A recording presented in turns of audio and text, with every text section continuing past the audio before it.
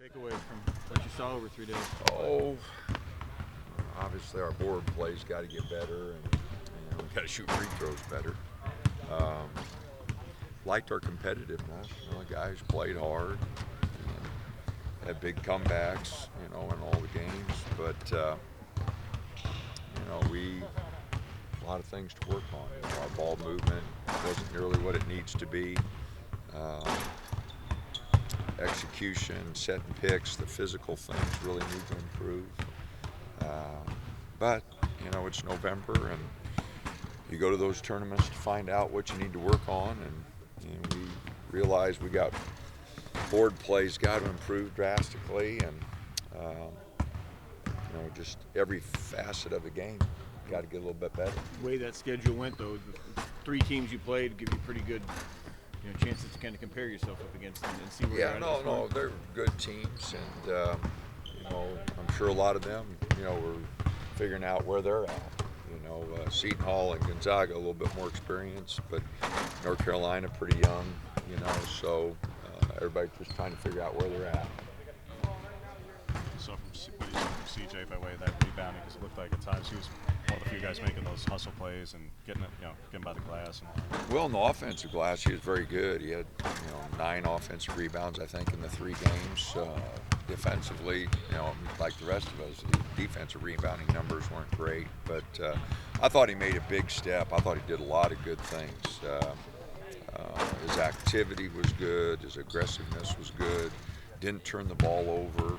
Was making simple plays on the offensive end. So, no, I thought he played really good. Like all of our guys, I'd like to see him do a little better on the defensive board. But other than that, I thought he played really good. And it wasn't just the offensive end. It was more the defensive end. You mentioned the board play was good. But we just all got to get more physical and do a better job in that regard. When you're going up against a team like Carolina, who has such a size advantage and clearly was impacting you guys basically every shot you were taking almost, how much does that teach that even if it is veteran players like Anthony and whatnot, they just haven't had to deal with maybe that size disadvantage collectively before, whereas Peyton certainly dealt with it in the tournament? Well, it's a learning experience. He punched 6 shots, and I didn't think we were very aggressive when we took it. We took it in there, but I didn't think we took it very aggressively when we did take it inside. So we've got to be more aggressive. When we do take it in there, we got to think about making plays. After he punched it a couple times, you got to get in there and shot fake or make a play for your teammate. And we didn't do a very good job of making that adjustment. But again, that was like Chandler and CJ and even Shakur. That it was different for him. Francis, and so again, it's a learning experience. That was a freshman who was a top 10 kid who played his best game. He got going and really had a great game. Report out there last week that didn't follow. He made it sound like he was going to be joining you right away. Can you just clarify kind of where you're at with him? Well, we're still in the process. The quarter, we really got to get through the quarter here before anybody can do anything. So we'll finish the quarter here. We're in dead week this week. We get finals next week. So our guys got a lot of big things coming up, and once we get through that, everything will be clear. So the 14th still remains the first date possible when you could envision. Yeah, because we can't do anything until the quarter's over. So realistically, with that Michigan game, he couldn't even make the trip with you guys, let alone play. Well, I don't know if he could make the trip. I mean, it's the 14th, but he could. He's not going to play. Right. If that's your question. Would you think Pac-12 coming out with next year? You'll be preparing for a Pac-12 game tomorrow night in this situation, and already have one under your belt. What's your thought on having next year games on the 3rd and 6th of December? Oh, I don't know. Everybody's going to 20. I shouldn't say everybody, but a number of the leagues are. The Big Ten, the ACC. I don't think the Southeast Conference has made a decision yet. Obviously, the Big 12 and the Big East can with their numbers. So, I guess the Big East could now with Connecticut joining the league. But, it's just different. We've got UCLA and Washington. So, you know, 2 great games that we're adding, and sure that'll be a big challenge. You know, the first week in December, and my memory serves me right, we're coming off a tournament in Florida, so it'll be 2 tough weeks back to back. So you will have an exempt tournament next year down. You're doing one in Florida. Yeah.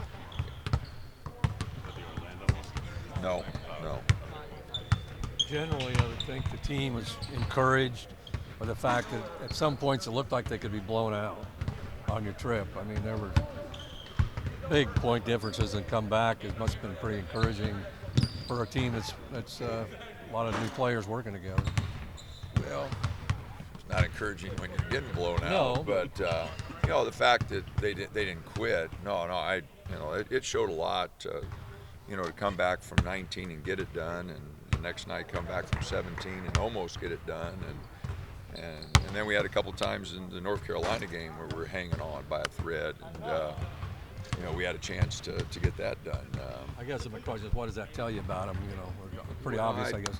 I think it does tell you that, you know, they're competitive, you know, which is a great trait. You know, I told those guys, you know, you get down, there's always a chance. You just got to keep swinging away. The game takes crazy changes. You know, we found that out on the wrong end a couple times last year, and you just got to keep playing.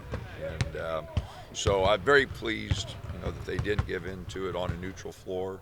You know, it wasn't quite a road atmosphere, but you know, we were not at home, and when you make those large comebacks and you're not at home, you know, it is significant. Hawaii looks like shooters and some size. Yeah, they got a couple guys who can really shoot it. You know, and they do have a couple, you know, guys inside that are physical and big, and they'll present a challenge. There's no doubt. They're a solid team. Played Illinois tough on the road, beat a good San Francisco team. So we'll have to bring it Saturday afternoon.